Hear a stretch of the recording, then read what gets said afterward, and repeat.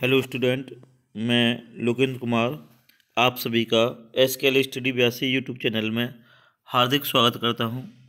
आज की इस वीडियो में हम 12th क्लास भौतिक विज्ञान के एक प्रश्न पत्र लेकर आए हैं जो कि बोर्ड परीक्षा की दृष्टि से बहुत ही महत्वपूर्ण है। इस प्रश्न पत्र से आपको बोर्ड परीक्षा में काफ़ी हेल्प मिलेगी और कम से कम 50 से 60% क्वेश्चन बोर्ड परीक्षा में सेम देखने को मिलेंगे। तो मेरे साथ इस वीडियो में बने रहें और देखते हैं इस प्रश्न पत्र में किस प्रकार के क्वेश्चन दिए गए हैं जो कि बोर्ड परीक्षा में इसमें से काफ़ी क्वेश्चन सेम मिल रहे हैं। तो देखिए बेटा क्या क्या दिया है, पहले देखते हैं हम ऑब्जेक्टिव क्वेश्चन जो कि खंड अ में आएंगे। तो देखें बेटा, पहला ऑब्जेक्टिव दिया गया है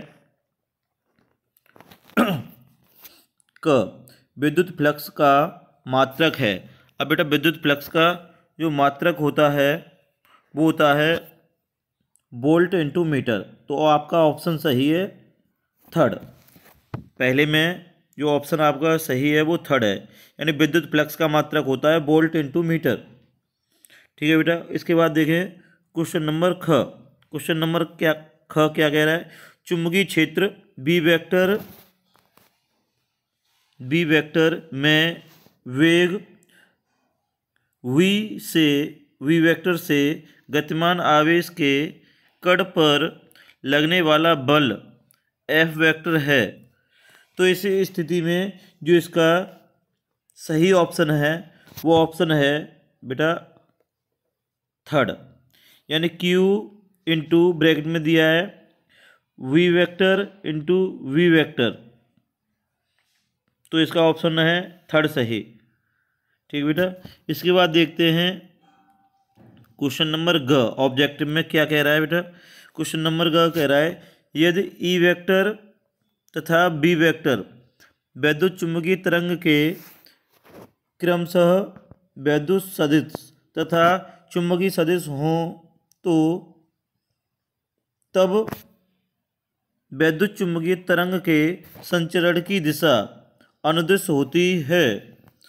तो इसमें आपका ऑप्शन सही रहेगा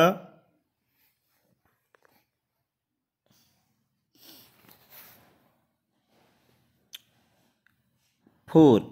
ऑप्शन नंबर आपका सही रहेगा फोर, यानी E vector into V vector.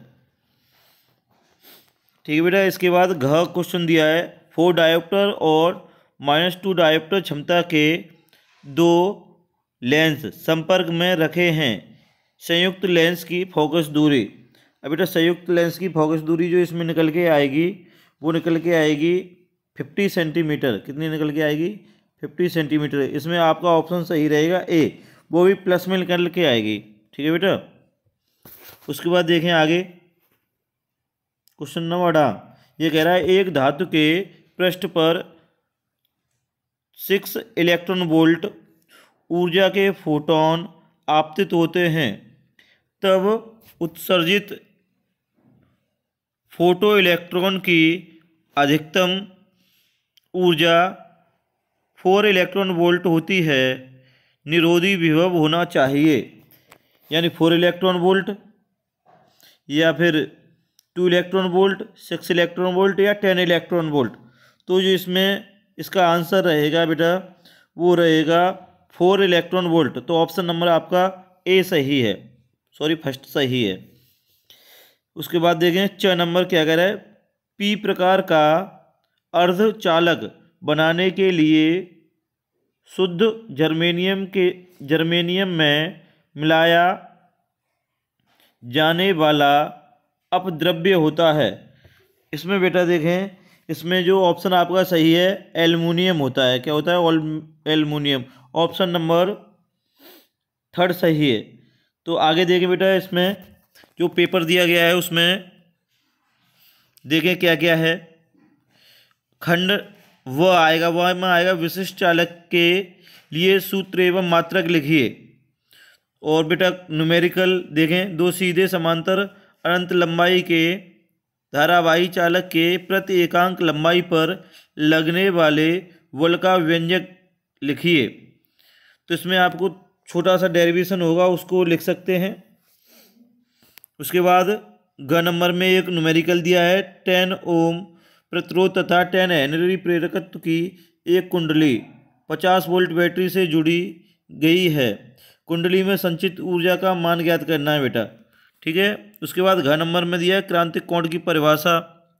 इसी प्रकार दिया गया है ड में हाइड्रोजन के प्रथम बोहर कक्षा की त्रिज्या 0.5 एंगस्ट्रॉम 53 एंगस्ट्रॉम है।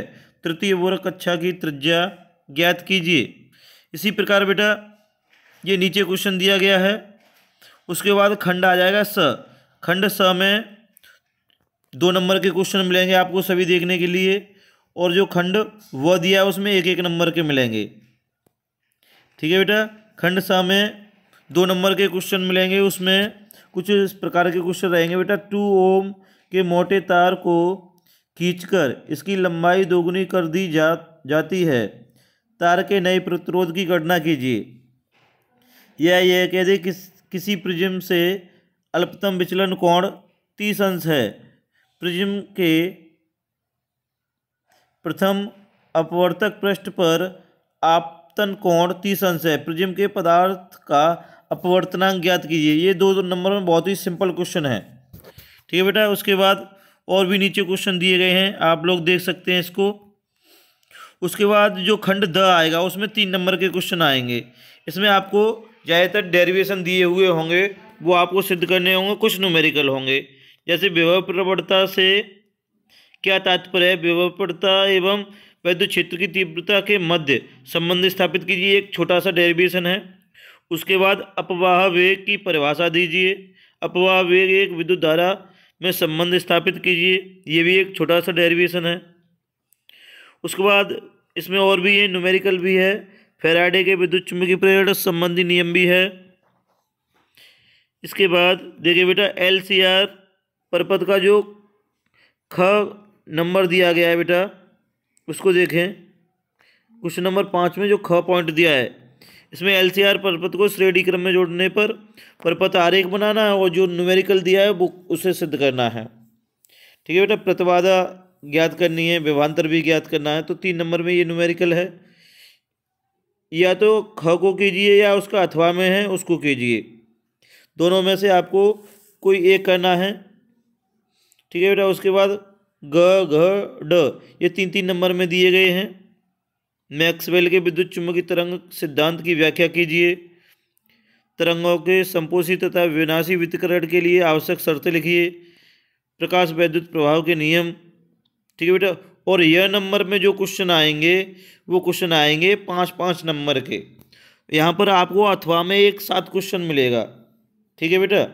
तो इसमें पहला जो क्वेश्चन दिया गया है, स्थित विद्युत की का गॉस प्रमेय लिखिए। इसकी सहायता से एक समान रूप से आवेशित अनंत लंबाई के सीधे तार के निकट विद्युत क्षेत्र की तीव्रता के लिए व्यंजक स्थापित कीजिए। पहले तो बेटा आपको इसमें गॉस की प्रमेय लिख देनी है। उसके बाद एक अनंत लंबाई के सीधे तार के निकट विद्युत क्षेत्र की तीव्रता का जो डेरिवेशन है उसको सिद्ध कर देना है। पहले इसमें गॉस की प्रमेय लिखनी है आपको। ठीक है बेटा। और जो अथवा में अगर इसको नहीं करते तो अथवा में एक सिंपल सा क्वेश्चन दिया है, इसको कर सकते हैं। ये एक ही है, उसमें 2 करने हैं, इसमें एक ही है।